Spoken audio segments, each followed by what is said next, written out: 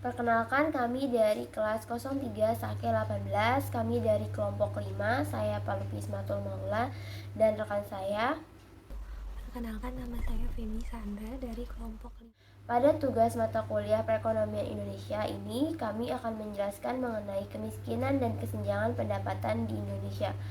Untuk yang pertama akan dijelaskan oleh rekan saya, Feby. Kemiskinan adalah keadaan di mana terjadinya ketidakmampuan dalam memenuhi kebutuhan dasar seperti makanan, pakaian, tempat tinggal, kesehatan, dan pendidikan. Menurut Bank Dunia, kemiskinan adalah kehidupan di mana seseorang memperoleh pendapatan di bawah 1 atau 2 dolar per hari. Sedangkan menurut BPS atau Badan Pusat Statistik, kemiskinan adalah seseorang yang berpenghasilan sebesar 233.000 per bulan atau sebesar 7.000 rupiah per hari. Kemiskinan dapat dikelompokkan menjadi dua kategori, yaitu kemiskinan absolut atau mutlak dan kemiskinan relatif. Kemiskinan mutlak atau absolut adalah kemiskinan yang dapat diukur dengan membandingkan tingkat pendapatan seseorang dengan tingkat pendapatan yang dapat digunakan untuk memperoleh kebutuhan dasar minimum. Sedangkan kemiskinan relatif adalah kemiskinan yang lebih banyak ditentukan oleh keadaan lingkungan di mana seseorang atau keluarga itu tinggal. Kemiskinan dapat disebabkan oleh kelangkaan alat pemenuhan kebutuhan dasar ataupun sulitnya akses terhadap pendidikan dan pekerjaan. Kemiskinan dapat dipahami dalam beberapa gambaran. Di antara gambaran yang pertama adalah gambaran kekurangan materi, yang biasanya mencakup kebutuhan pangan sehari-hari, sandang, perumahan, dan pelayanan kesehatan.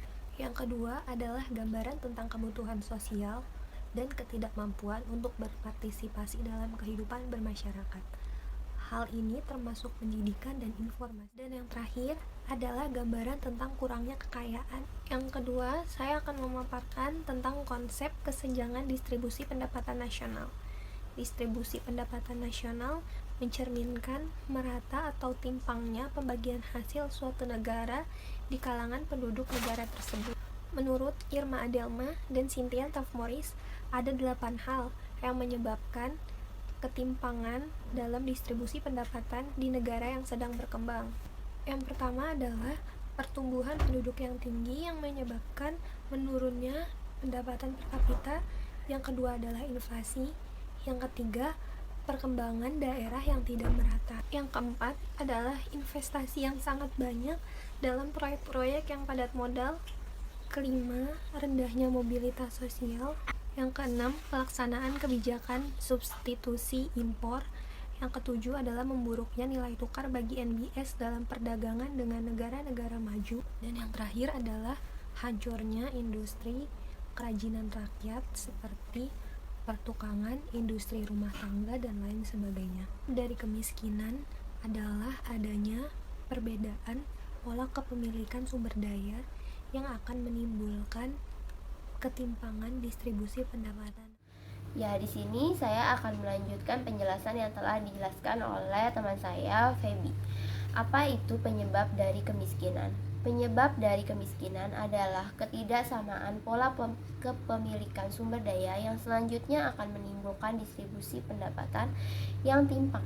Apa sih dampak rendahnya tingkat pendapatan penduduk terhadap pembangunan?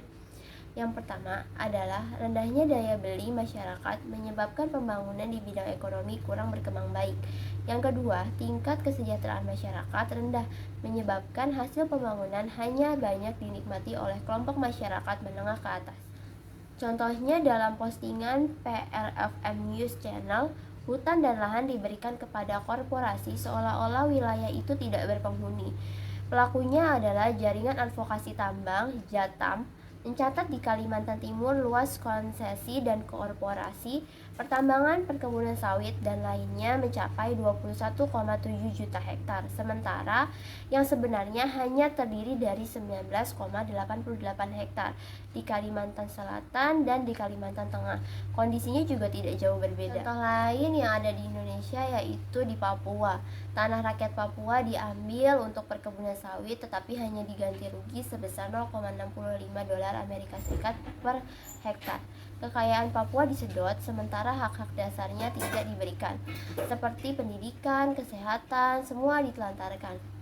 Padahal Papua termasuk daerah terkaya, tetapi masyarakatnya jadi termiskin.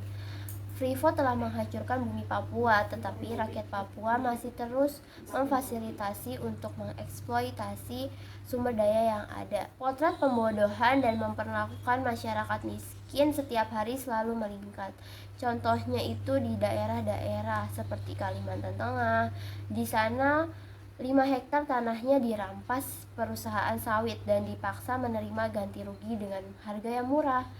Salah satu yang menjadi faktor tingkat kemiskinan di Indonesia yang semakin tinggi yaitu potensi kerugian negara akibat korupsi di Indonesia mencapai 2,169 triliun per tahun.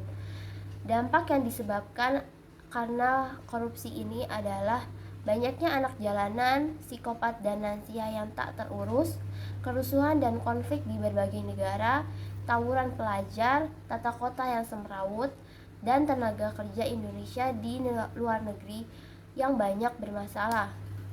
Sekian penjelasan dari kami mengenai pertemuan 5 ini. Kurang lebihnya mohon maaf. Jangan lupa like, comment, and subscribe video ini. Sampai jumpa.